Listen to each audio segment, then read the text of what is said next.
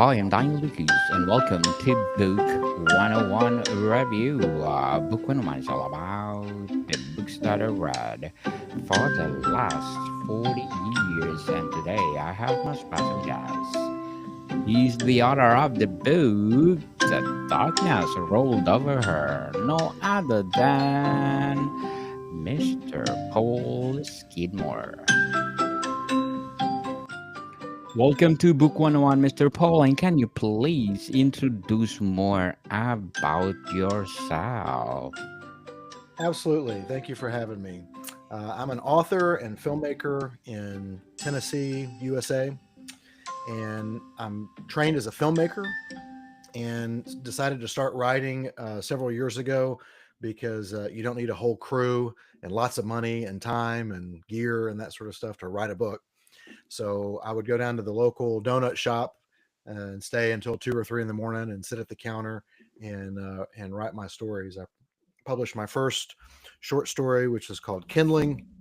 I published it in, I think, May of 2018. And at the time, it was not really, that was a story that I had in my head for probably about, I don't know, 10 years or something in some format, but I never had any cause to, put it down on paper. And it was well received. And so I wanted to do some more writing. At the time, it was not very cost effective to do a paperback of such a short, it's only 36 pages, this other book. And so I thought, well, I'll write some more short stories and then maybe I can put together like a little anthology. And so one of those other short stories that came out of that was The Darkness Rolled Over Her. And that book in particular has sort of taken on a life of its own, taken on a life outside the book itself. And then most recently, I've made a film of it using my film background. I do video production and things like that, on a professional level. So I've got a good cinema quality camera and lenses and microphone and all that. So when I was done writing the book, I thought, I think we can make this if we can get people on, evenings and weekends and all that. And so we're almost finished with the film. It'll be out later this year. And I'm really excited for that. But that's a little bit about me. It's a little bit about my writing journey. I've got 3 short stories and a novel, and the novel I think I would like to do maybe as the next film, but we'll see about that. But right now everything's been really focused on the movie version of The Darkness Rolled Over Her. But I'm happy to share about the book with all of your listeners today. Mr. Paul Skidmore, thank you so much for sharing your talents to the world. So, what is the central storyline of The Darkness Rolled Over Her? The main character is Gwen. She's a middle-aged woman who has found herself in a dark place. You find in the early pages of the book that she's decided to take her own life. And she's had this event planned with some acquaintances, some friends. And so her thinking is, I'll go on this, last event. It'll be a good way to say goodbye. They don't know what she's got planned. She hasn't told anyone, but she thinks this will be a good goodbye. And the event is a fly fishing retreat. So she goes on this fly fishing retreat. She gets paired up with this old fly fisherman named Roy. And Gwen and Roy, their time, their budding friendship, their conversation throughout the day begins to challenge her decision a little bit. There's also a younger woman on the trip with this group of ladies, and her name is Sam, and Sam is in her 20s. And Gwen is looking at Sam and thinking, she kind of looks like she is where I was at her age, and I don't want her to be where I am at my age. But is there anything that I can do about it? I just don't feel like I have anything left. And so Gwen's storyline kind of follows her interactions with Roy and her interactions with Sam, and then everything that's going on inside of her. The book is the paperback is 72 pages, so it's a short read. You can read it in one sitting. It reads kind of like a movie because that's my background, so it's very visual. But the book is very, what they call third person close. It almost feels like first person because it's so intimate to Gwen and what she's experiencing and what she's seeing. And so you really see the story play out through her eyes and what she's dealing with in her mind.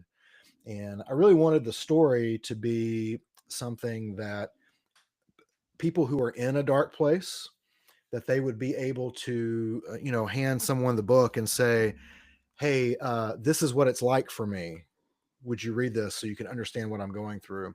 Or maybe friends and family would read the book and go, oh, okay, I think this is what my loved one is going through. Now I understand that better. I see some healthy models for interacting with them and encouraging them. So that was my hope for it originally. So after I finished writing the book, I went home for a visit and I ran into an acquaintance of mine, a friend of mine. Her mother and my mother were good friends, and so I've known this person for a very long time, but we've never been, really close necessarily. But she had read the book, and so we got to talking, and very quickly she starts telling me that she connected with the book because these were things that she'd felt in her own life, and she started telling me about really some very personal things that strangers and acquaintances don't typically share with each other. But she felt safe doing it because she knew I understood because I'd written the book.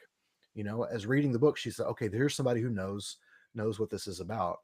And that really opened up to me how one of the most difficult parts, dark places, you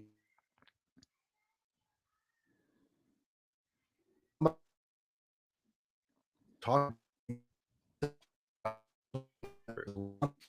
knows what talk and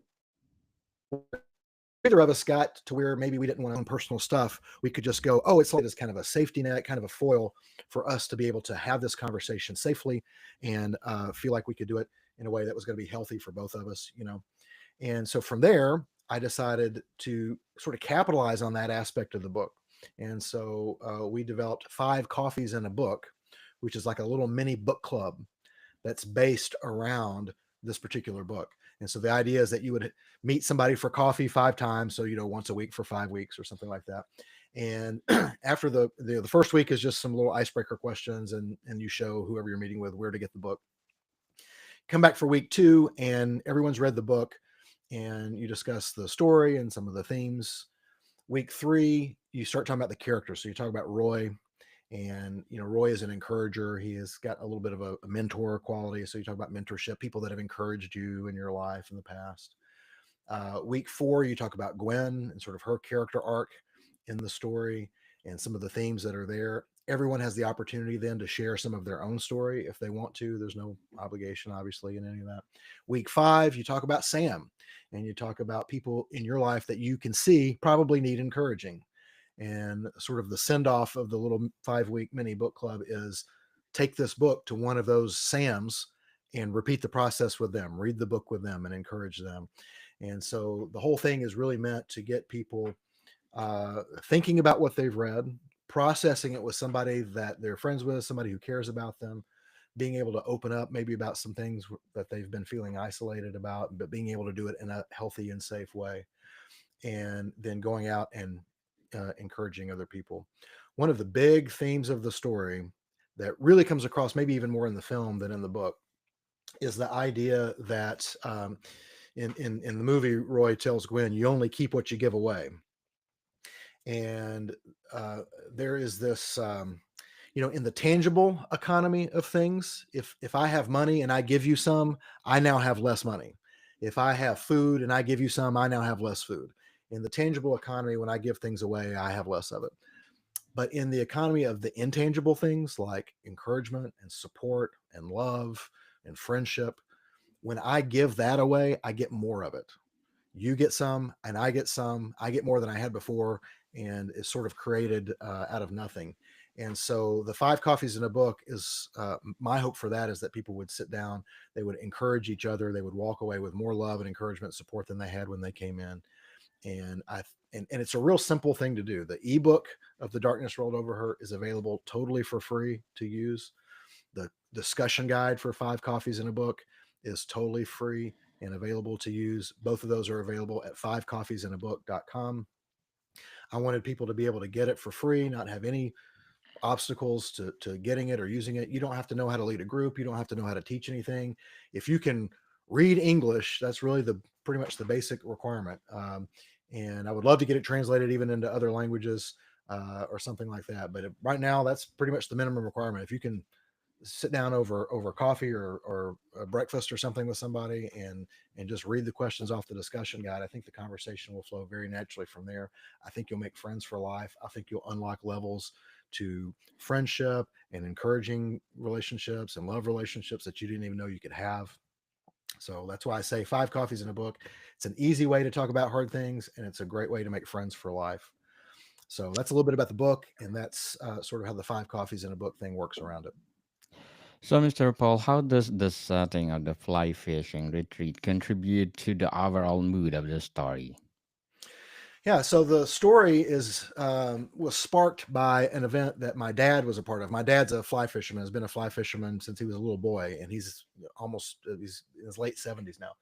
So he's been fly fishing for 60 years or more, and he has taught me a couple of times how to fly fish. I'm not as good as he is, but I've been with him a couple of times. And the thing that stuck with me was in the normal kind of fishing that we would do, I'd sit on a rock by the shore and I'd drop a worm or some corn out in the water and wait, and just be sitting there for hours. But with fly fishing, you're in the water and you're moving upstream and you're constantly moving. And that sort of became the sort of the mantra of the story that you hear over and over again. Sort of that ostinato is keep moving, keep moving, keep moving.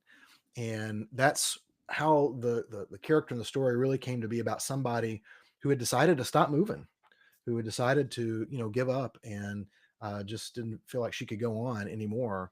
And here along comes somebody like Roy who says, you got to keep moving, you got to keep moving. The water's going to keep coming, but you got to keep moving. And I thought it was just a really beautiful metaphor for the fact that man, sometimes you just feel like the stuff is weighing you down. It's rolling over you. You feel like you're going to drown, but if you can keep getting up and if you can keep moving, um, every time you'll get on the other side of it eventually.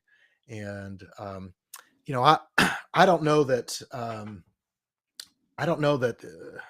everyone who is thinking about taking their own life, I don't know that all of that can be prevented every time, but I think a lot of them can be prevented. And everyone who finds themselves in that place got there in a unique way, and so they're going to need a unique set of things to sort of bring them back. But one thing that I think everyone needs is to be able to sort of break that isolation, break that open, and talk about it with somebody else. And so my hope is that having this book out there, having that sort of that theme from the fly fishing of keep moving, um, that having the five coffees in a book with people talking to each other, across the table, face to face, in person. My hope is that people who weren't going to be here will stick around. That's my big hope for the book, and that's why it's available for free. The ebook will always be available for free as long as I'm technologically able to do that. And the paperback is for sale. I got stickers, I got coffee mugs, I got T-shirts. I'll take your money. I want to.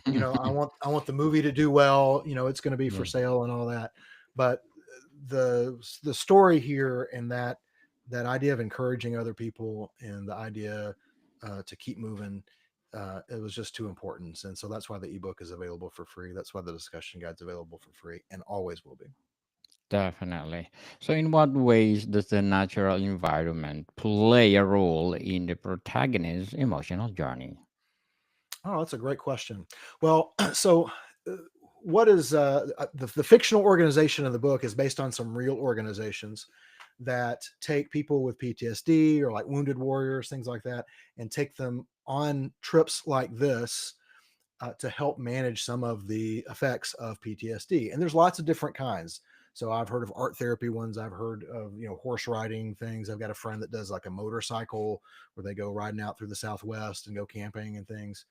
But these ones that I was familiar with as I was writing the book, they do these fly fishing retreats and they go fly fishing. And one reason why fly fishing in particular is so perfect for people with PTSD is when you experience a trauma of some kind, you get these heightened cortisol levels and you get this adrenaline rush, which is really great if you have something happening to you right then, because that helps you make quick decisions, it helps you make quick reactions, it helps you run away, helps you get away from the thing.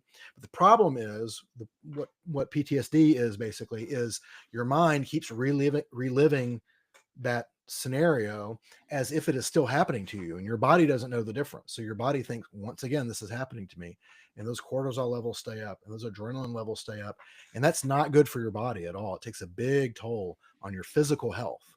And so by doing something like fly fishing, you're out in nature, you're breathing fresh air, you're getting vitamin D, sunshine. Just the white noise of the rushing water of the river is very calming and soothing, and kind of like, just sort of brushes away all that anxious thinking and everything, because all you hear is that shh, of the water. You've got that nice rhythmic, sort of beautiful ballet like motion, that you're focusing on with the fly fishing. And suddenly those cortisol levels start to drop and the adrenaline starts to go down, and you start to feel normal again, and your body literally begins to physically heal by doing something like that. And all of these organizations sort of plan these things around coming back to the cabin or the campsite or the meeting place, and having some kind of roundtable discussion or some kind of talking thing that allows people to really open up. And this is so important, particularly for veterans groups and things like that, because they serve in combat or they serve just in the military, and they experience these things that no one else in life experiences, and they come back to their normal life, and their spouse doesn't understand, their kids don't understand, their boss doesn't understand. And so they feel that isolation, and they feel that separation. And so having an organization like that gives them the ability to sit down with other people who know what they're going through. Again, that's why I wanted the 5 coffees in a book thing to really be paired with this particular book, because it gives people the chance to see, I'm not isolated here. I don't have to stay alone in this. There's other people who will listen to me and care about me and not react negatively to me being open about these things. We don't have, so I've not served in the military. I don't have PTSD in that way, but I've got social media, I've got the internet, I've got my own things that keep me isolated and separated and sort of divided out in all kinds of ways. And so being able to read a book with friends and talk about it face to face is a way to sort of break out of that isolation, break out of those echo chambers. And suicide rates have been on the rise for a while. Pandemic didn't help at all. Really started isolating us more.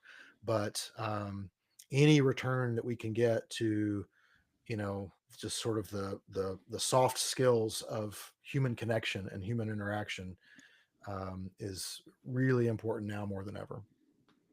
So, Mr. Paul, what would be your advice for those people out there who want to write their novel?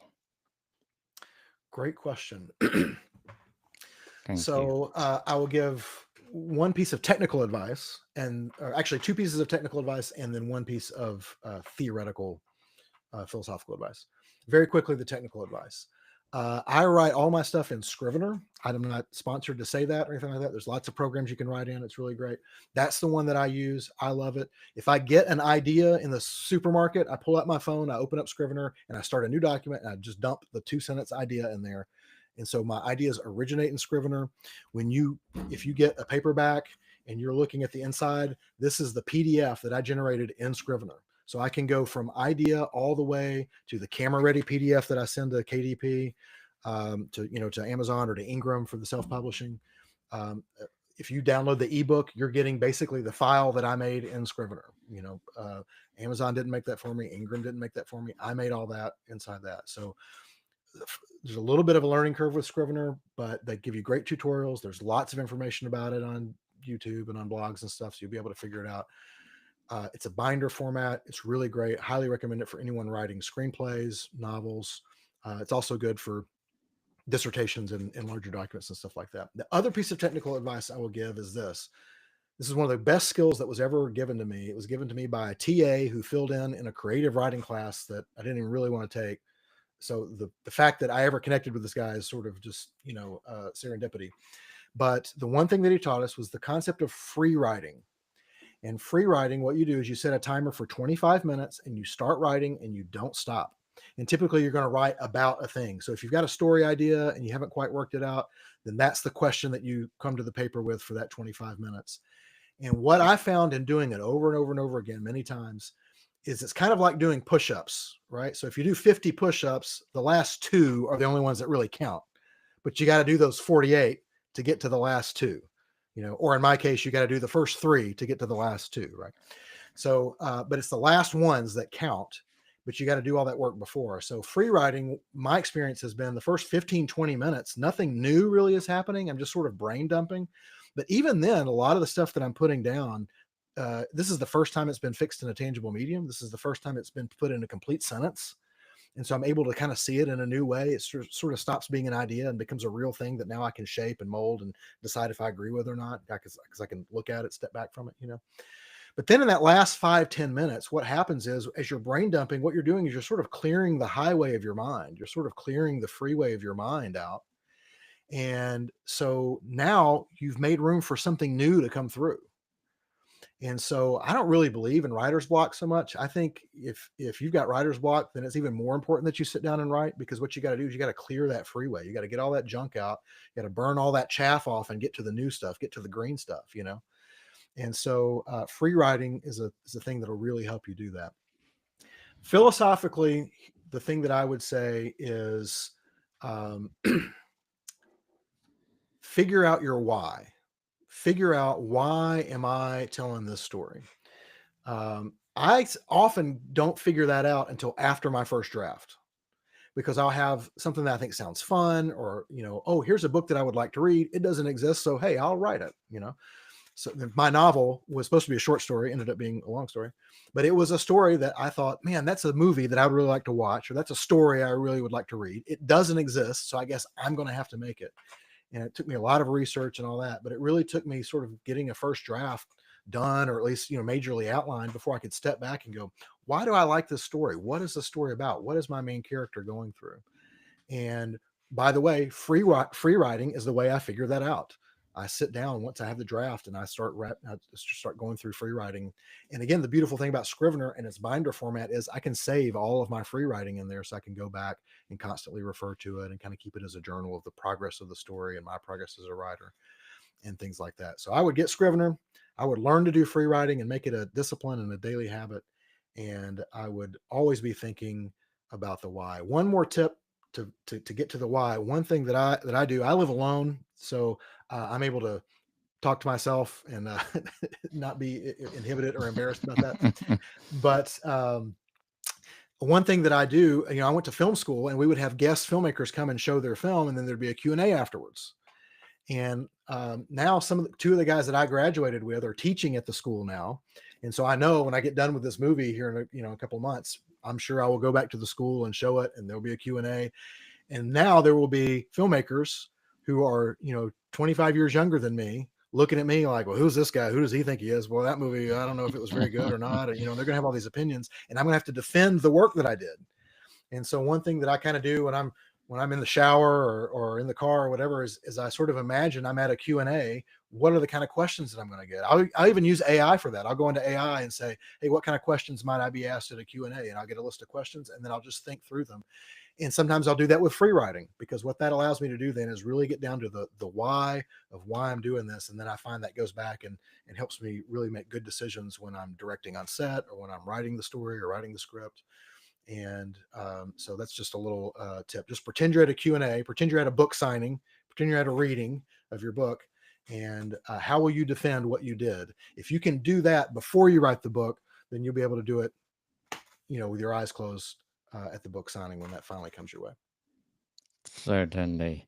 So, Mr. Paul, what will be your short-term and long-term goals in writing, as well as directing? Yeah. I do have 2 other novels that, in fact, one of the novels, when I first started writing, I started that novel and I got about 10 chapters into it and thought, this is a big task to undertake. I need to do something smaller first. And so that's when I went and started doing the short stories. But so I have 2 other novels that I would like to get back to at some point. I've been really focused on this movie. My short-term goal is to finish this film, get it out in the next couple of months so that people can enjoy it, and see if that also, will be some good income for me as well.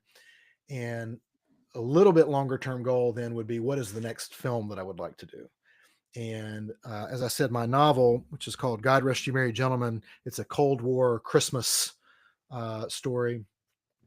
When I got done writing it, it was similar to to, when I got done writing The Darkness Rolled Over Her, I thought, hey, there's like four people in this. It's mostly outside. It's present day. This would be an easy movie to make. I've already got all the equipment. With God Rest You Merry Gentlemen, it's set in 1955, but it's set in one room, and it's set in the Air Force. So everybody's wearing, we'll have to get period Air Force costumes for everybody, but I'm not going to have to do a bunch of hairstyles and classic cars. And, all the plane fights happen over the radio. You don't even see any of the planes and stuff like that. So after I got done writing it, I thought, this would also be fairly easy to do, relatively speaking. So, we want to pay everybody and we want to build a set, but after that, the production would be fairly straightforward. So a little longer term, that's my next thing that I would like to do is start working on the film of God Rest You Merry Gentlemen. Good luck to your goals, Thank you. Mr. Paul. And would you like me to be my guest on Movie 101 review? And let's talk about your movie. Absolutely. As soon as it comes out, I'll come back and we'll talk about it. Please do. And I have a new baby podcast called Mental Health 101. Would you be please one of the contributor over there? And let's talk about mental awareness. Yes, absolutely. I would love to do that. Thank you so much. So the darkness rolled over her. How does dialogue contribute to character development and emotional depth in the story? How does the dialogue of the story contribute to the Character character development? development. Yeah. In the book, because movies and books, they're different mediums, and so I found it, even though the movie is sort of a one for one off the page of the book, they function in different ways. In the book, you have essentially her internal dialogue with herself. Most of us have kind of the self talk kind of constantly going on as we're doing things and wrestling with things, and because the book is, like I said, third person close, you're essentially reading her mind. You're essentially hearing her thoughts, and so you've got that dialogue. So even the prose is kind of her own dialogue kind of going on. The dialogue between the characters is very open. I really wanted Roy to model healthy ways of interacting with somebody that is where Gwen is. Gwen steps out and has a conversation with Sam at one point. I wanted Gwen to model good ways of interacting with somebody like Sam. So when I was writing the book, I actually I have a friend that lost her father to suicide. I have a couple of friends that had attempted and lived. Thank God, they're still with us, but they have that in their past. And I have a friend that counseled as a professional counselor, has counseled many people through dark times such as this. And all of them were very delighted to read early drafts of the story, give me good feedback, which I incorporated in. Personally, I don't know that I've been what I would necessarily call suicidal, but there have been days that I've woken up and thought, if this is the way life is going to be from here on, I don't think I want to do this anymore. And so I tried to take sort of my own personal experiences and kind of turn up the volume, a little bit on that. When you do that, I think there's when you turn up the volume on something, you get a distortion. So like when you turn up the volume on your speakers, you get a distortion once you go kind of past a certain level. And what I knew is everyone feels darkness and isolation and loneliness and anxiety. Not everyone is in the same place as Gwen or my friends. And so I was asking them, what is that distortion? What is different when you're there? And they gave me a lot of good stuff like that, again, I worked into the book. I worked it into Gwen's dialogue. I worked it into how Roy should talk back to her and the things that he should suggest. So, the dialogue, everything in the script is a script device. Everything in the story is a story device. Everything is sort of serving the ultimate purpose of the story. And so I really wanted to make sure that the dialogue was realistic, that you felt like they were real characters. Um, and ultimately, I think every writer would say this, but like every character in the story is me. Gwen is some version of me. Roy is some version of me. I've been encouraging to other people. Sam is some version of me. I've been, young and scared, and um, the nosy neighbor in the book is a little bit me. I've been the nosy neighbor. I've been wanting to try to help people and been awkward about doing it, and so every character is me a little bit in some way. So a lot of the dialogue is just, it just comes out of me. It just comes out of how I would talk with people, and um, I do like a flow. I want it to sound good when you read it out loud. I want it to sound the way people really talk. I think that's one strong points that I do have as a writer. When I was in film school, there were a lot of like dialogue exercises that our teachers would make us do, and my directing teacher was like, "Don't do that. You can write dialogue. You need to work on this other stuff, but that you have." So I feel like dialogue is one of the strong points that I've been able to do.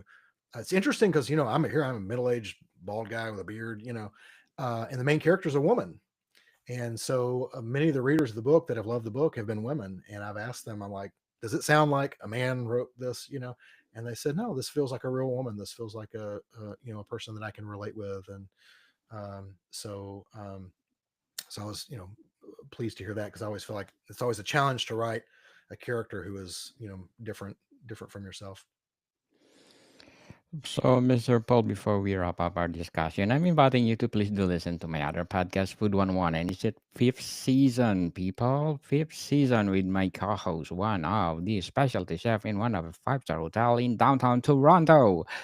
Please do listen to our latest episode. We read our letter senders all over the world. So, what is the significance of the story's ending, and how does it leave the reader reflecting on its themes? Excellent. Well, without giving the ending away, I will say this is a story of hope. This is a story about encouragement. This is a story about the importance of human connection. And I showed you my water jug here. I've got the red dry fly that's on the cover of the book, kind of has become an icon, and we've got stickers and T-shirts and tote bags and coffee mugs and keychains and all kinds of stuff with Lucy on it. It's a red fly, and Roy calls it an "I love Lucy" after Lucille Ball's red hair. And so the fly is called Lucy. And so the fly kind of becomes a character and becomes a symbol of that encouragement. And so where we sort of end up and is having Lucy there as a reminder to encourage other people and to keep moving. And that's really the two things that I want people to walk away from the story with. When we feel like we need support and encouragement and love, we sort of sit and wait for people to bring it to us. And the two problems with that are, number one, you can't make other people do anything. So I can't guarantee you that anybody's going to do that for you. I'm sorry. The other thing is, when you do get that kind of encouragement and love that comes to you, it's not really as satisfying as you think it's going to be. It doesn't really fix the things that you're hoping that it will fix. But like I was talking about that economy of the intangible earlier, when you give away encouragement, when you give away support, when you give away love, the first thing is no one can stop you from doing it because nobody can control you either, right? So you have complete control over who you show encouragement to. You have complete control over who you champion and support and show love to. And the second thing is, what you'll find is that it unlocks a new level of friendship and love and encouragement that you didn't even know you could have. I equate it to like playing a video game like Super Mario Brothers or something, and you have like the map of the different worlds, and you get done and you beat level 8 and you're like, "Oh, I finished the map." And then when you beat level 8, it zooms out and you see, "Oh, there's actually 32 levels to the game." And that's the way it's felt to me, to be able to love and encourage other people. It's like, "Oh man, I didn't know I could care about somebody like this." Anybody who's a parent knows exactly what I'm talking about. Anybody who has children knows what I'm talking about. When something is just so totally dependent on you, cannot do anything for you, cannot give you anything, and all you can do is just show it love. This love that comes out of you and multiplies is just really, really incredible. So that's sort of where we end in the book: is you only keep what you give away.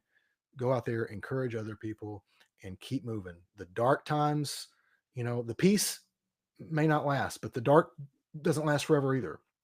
So the peace will come again, the light will come again, the sun will rise again. And so keep moving. Keep moving, people. And Mr. Paul Skidmore, producer, writer, director, thank you so much for sharing your talents to the world. So, can Thank you you for having me. please invite our listeners to support your books, your movie to come? Absolutely. The best way to do that, the quickest way to do that, is go to fivecoffeesandabook.com. You'll get the ebook of The Darkness Rolled Over Her for free. You can also find the discussion guide there available for free or download. You can go to parabolos.com, parabolos.com, to find about more of my films, audiobooks, podcasts, blog, etc. is all over there. Fivecoffeesinabook.com is the place to go.